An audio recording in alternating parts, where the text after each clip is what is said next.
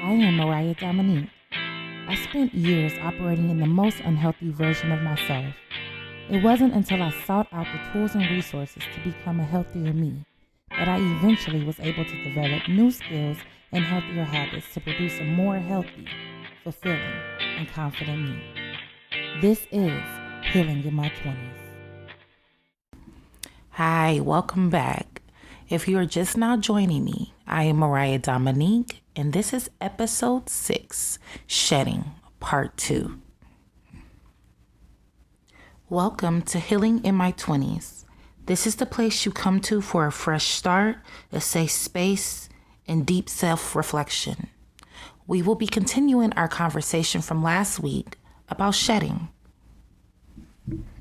Today's discussion will be talking about forgiveness and how to move forward after you start your shedding process.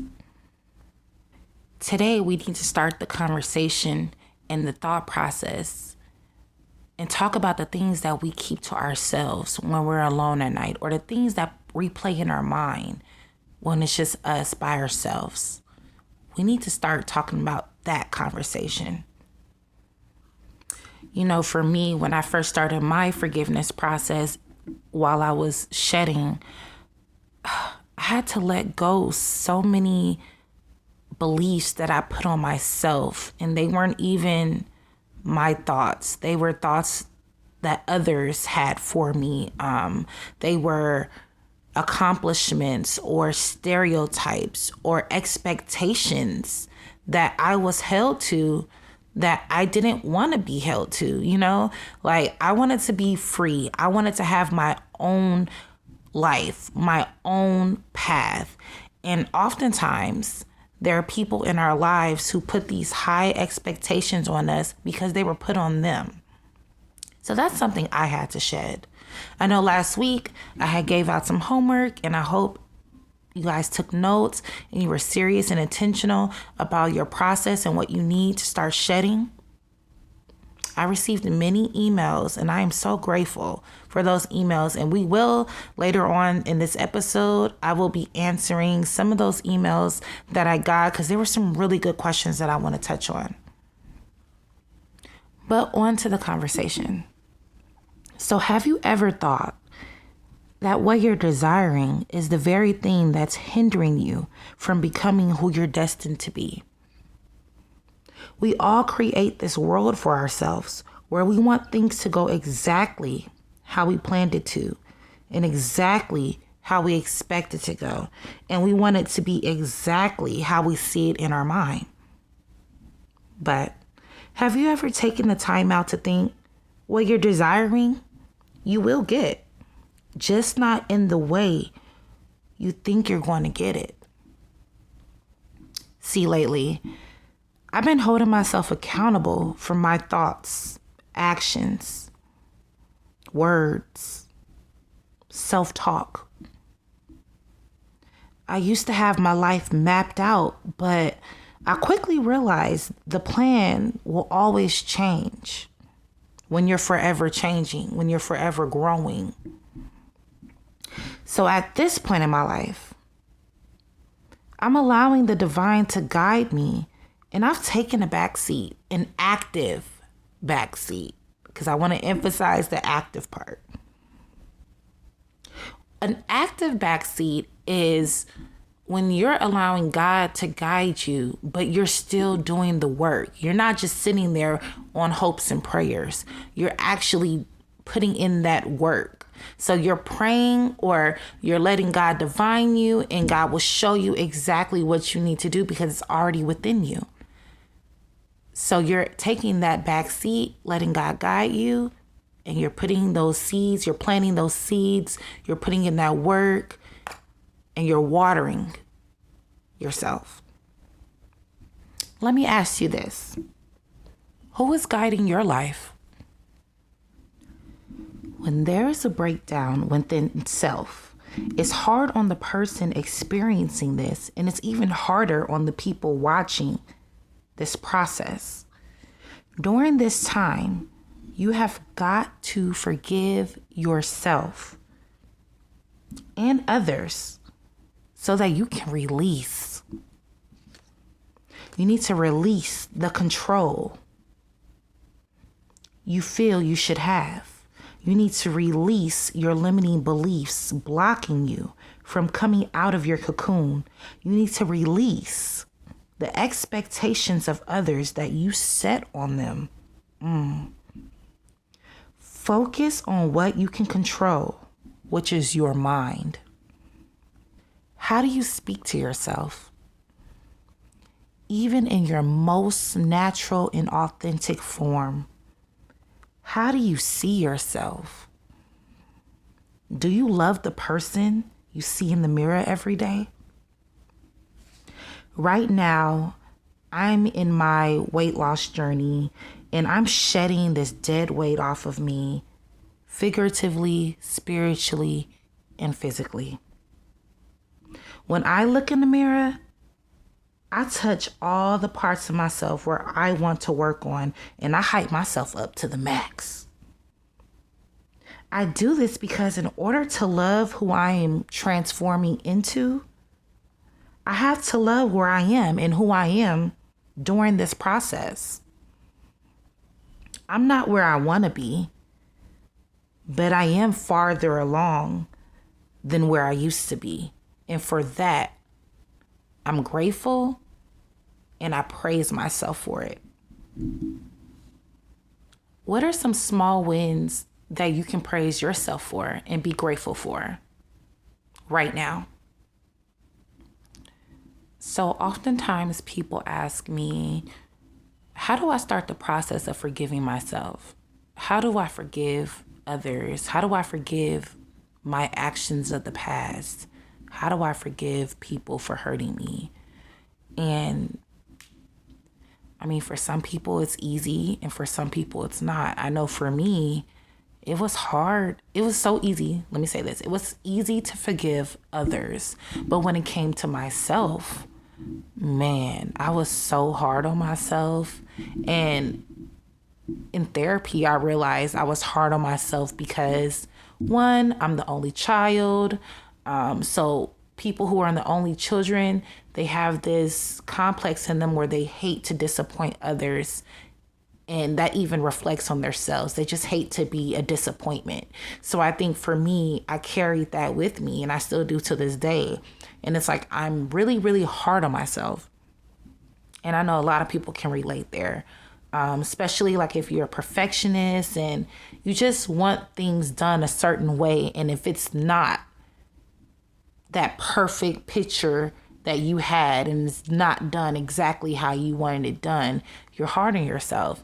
And so for me, I've been in therapy to help me get through that. And I'm a very big advocate for therapy, especially for Black people. We need it. And you're not crazy if you go to therapy. Therapy has nothing to do with being crazy. It has everything to do with developing skills so that you can move forward and developing different mechanisms and even like a treatment. So when you come across these triggers and these negative self-talks and these limiting beliefs, when that pops up into your mind, and you now have the skills to erase that and keep pushing forward and not letting that hold you back. So for me, one of those things was for forgiveness.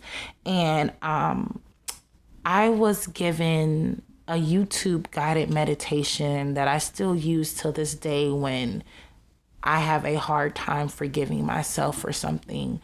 And it's called Ho'oponopono. So Ho'oponopono, it's what it's really called. And it's meditation for deep healing and forgiving yourself. And you can find it on YouTube. Let me spell it for you. So HO apostrophe OPONOPONO.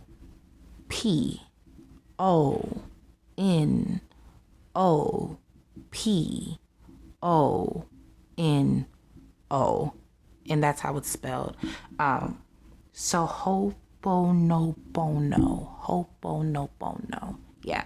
But I use that self-guided meditation. There's several on YouTube. And it just really helps me center myself and realize that I am now in a safe space, and the Mariah who made that mistake or, did something that maybe the Mariah now is not okay with, I forgive her. I was in a different place then. And so there's so many factors that play into that. But what I take from that meditation is when I'm feeling triggered by a thought. So it might not even be something that's going on around me, but it's a thought in my own mind. It's myself attacking myself.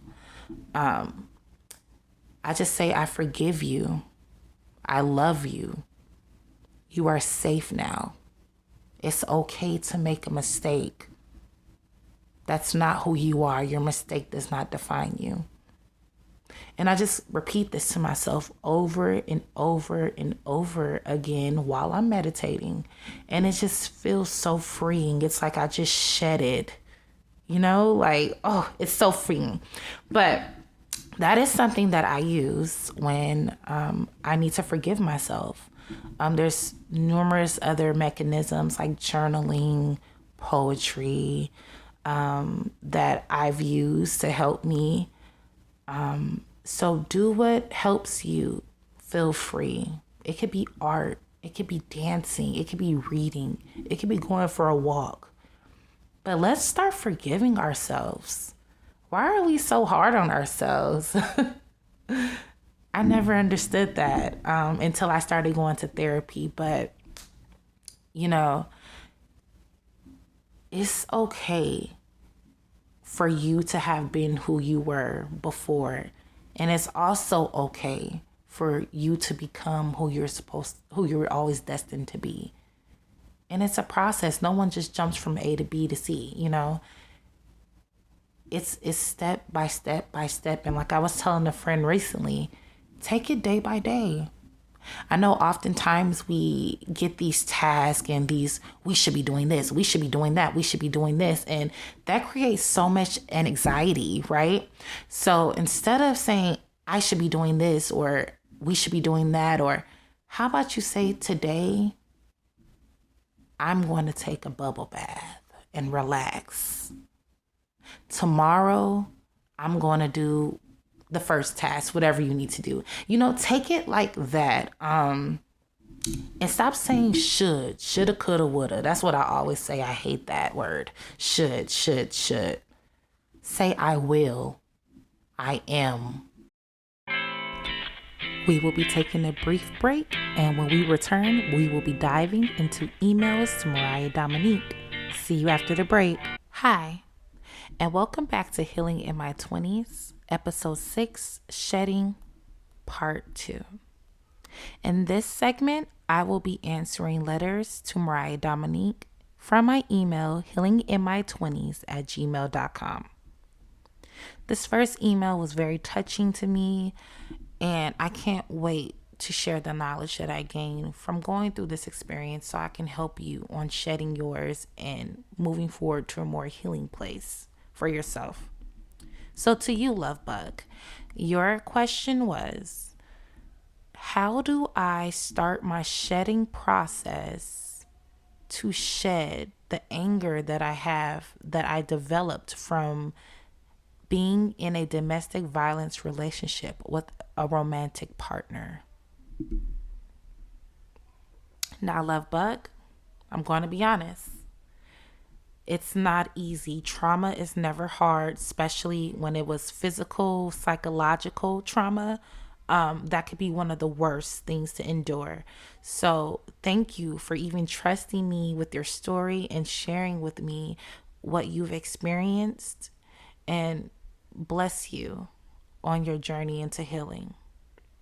So I'm going to start by saying the first thing that I ever did when it came to that was acknowledging that I was hurt by what happened to me, acknowledging that I was angry by what happened to me, and acknowledging that because of what happened to me, I had a certain thought process about the man who did it to me. And what I mean by that is, it was a point where, so it's no news that I was involved in a domestic violence relationship before in my life.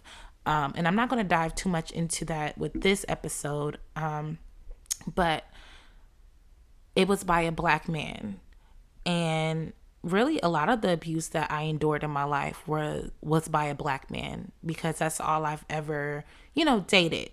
And so after that domestic violence relationship happened, it put a thought in my mind that maybe I don't like Black men, or it put a fear in my mind that I was scared to open myself up to a Black man again, because I was scared that if I did, I would be hurt, abused, disappointed.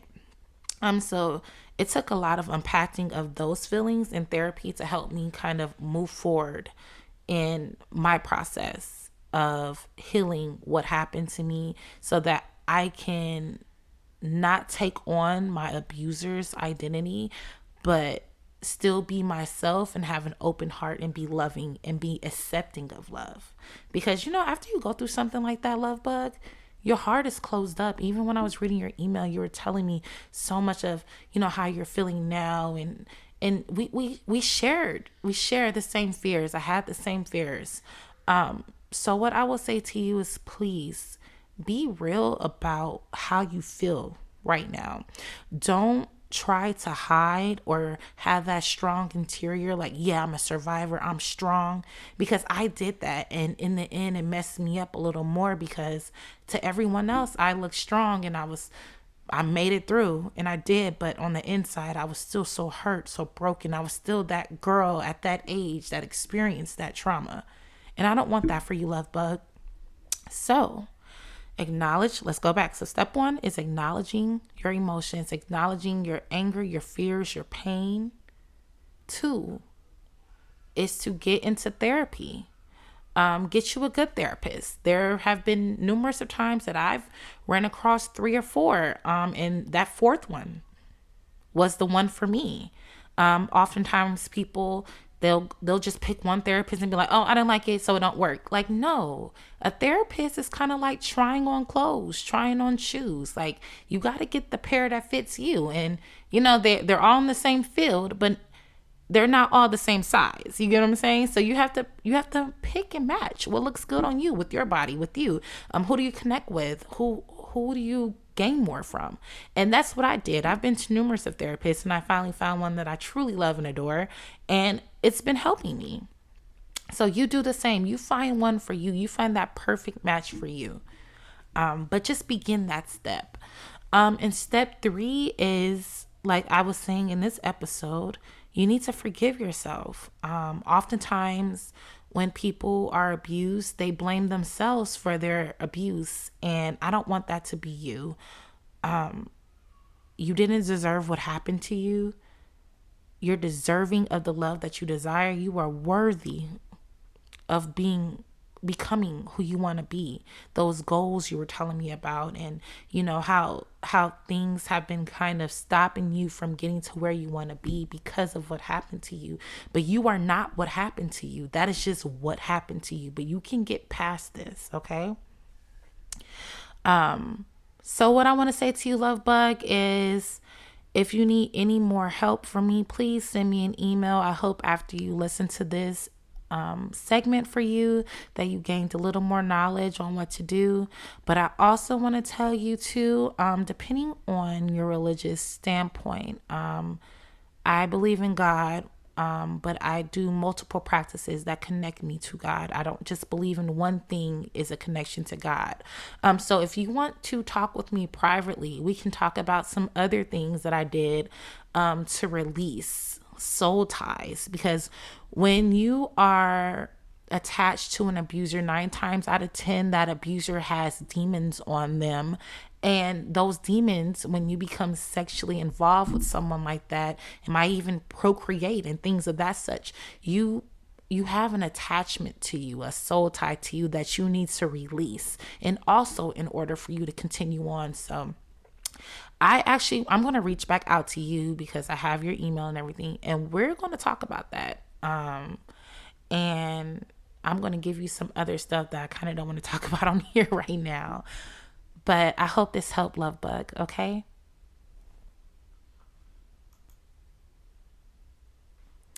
Now I'll be going into the second email that I'm going to answer for this episode, and this will be my last email.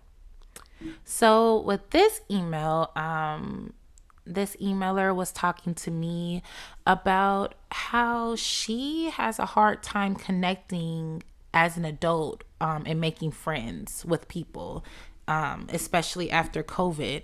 And I thought that was very interesting because I'm like, wow, are we all living the same life? How are we all so connected? But I totally related to this too, because as an adult, it is harder to make those genuine connections with people. And I think especially in our generation, because everyone is like so kind of disconnected. Like we're all just like on a rat wheel, and we're all just kind of focused on our own end goals. And I mean, it's kind of like, well, dang, if we didn't grow up together, or, if we haven't been kicking it for a while, I'm cool. I'm good on new friends. Drake did that song, No New Friends, and we kind of all ran with it in our generation, right? But I would say this to you, sweetheart. For you to want friends, you have to be open to that, and you also have to be the friend that you desire. Because I ran into that. Let me tell you. So I was always like, man, why do I keep attracting these horrible people in my life and this and that? And then I had to check myself, like, well, damn, am I even a good friend? Like, do I show up when I'm supposed to show up? Am I a woman of my word? Like, am I supportive? Am I there? And I had to check myself, because there's been times where I'm like, you know what? Maybe I wasn't a good friend. And maybe that person wasn't a bad person. Maybe it was me. Maybe I wasn't a good friend. And like, in order for me to connect, it has to be past the surface. Like, I feel like for me to connect with people and for it to be like a friendship for me, you just have to be supportive and show up. Like, and it depends on the conversation too. So Sunshine, like when you think of what you want in a friend, how about you do this? This is your homework. You write to God exactly what you want in a friendship. And then you compare that list to how do you show up for your friends right now, or what kind of friend are you? And you compare those lists, and they'll kind of tell you what you need to work on so that you're attracting your soul tribe, like your soul family and your friends. It will show you exactly what you need to do, and God will show you. And so, with that being said, if you show up for yourself and shed those past ideas of, oh, no new friends, or, oh, it's so hard. Like, don't go into it like it's hard. Go into it like it's fun. It's easy. And have your discernment. I mean, everybody isn't meant to be a friend, and that's okay. You can connect with people and they not be your friends, So, with that being said, love bug, that is what I will leave you with. And I hope you gained something from me today. Thank you for sharing your story with me. So to end the segment, I just want to leave you all with this. Loving yourself and wanting the best for yourself are two totally different things.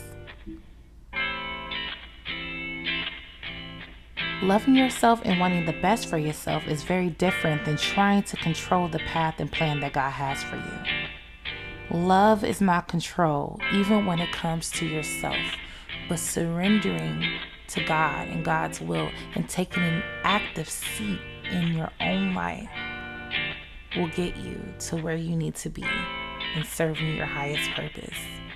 And along the way, things are going to happen. Mistakes will be made. Forgive yourself. Shed that off of you so that it's not blocking you from your next step in your higher purpose. I hope I was able to help someone tonight. And if you would like to send me your story and get some advice from me and have any questions for me, you can email me at healinginmytwenties@gmail.com. This is Mariah Dominique. Thank you for tuning in to episode 6, Shedding, Part 2. See you next time. Bye for now.